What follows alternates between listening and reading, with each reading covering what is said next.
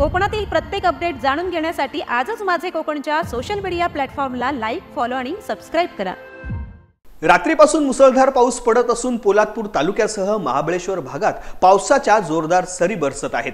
पावसाने अक्षरशः पोलादपूरला झोडपून काढलेले असून सावित्री नदीला पूर आलेला आहे। पोलादपूर महाबळेश्वर भागामध्ये पडत असलेल्या जोरदार पावसामुळे सावित्री नदी दुथडी भरून वाहत असून पोलादपूर शहरामध्ये जुना महाबळेश्वर रस्त्यालगत असलेल्या काही घरांमध्ये देखील पुराचे पाणी गेलेले आहे। प्रशासनाकडून नागरिकांना सतर्क राहण्याच्या सूचना देण्यात आल्या असून काळभैरवनाथ रेस्क्यू टीम यांसह प्रशासन काम करत आहे।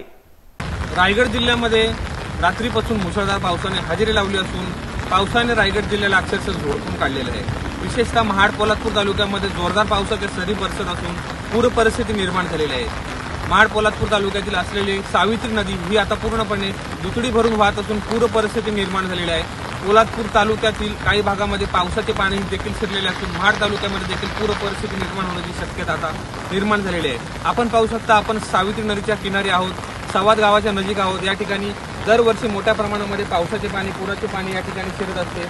मोठ्या प्रमाणामध्ये या ठिकाणी पुराचे पाणी या ठिकाणी आल्याचे दिसत आहे। रस्त्यालगत या ठिकाणी पुराचे पाणी आल्याचे चित्र पाहायला मिळत असून नदीकाठी असलेल्या गावांना आता प्रशासनाकडून सतर्क राहण्याचा इशारा देण्यात आला असून प्रशासनाने देखील या ठिकाणी नागरिकांनी आवाहन केलेले आहे की कुणी घराबाहेर पडू नये व स्वतःची काळजी घ्यावी। देवेंद्र दरेकर, रायगड।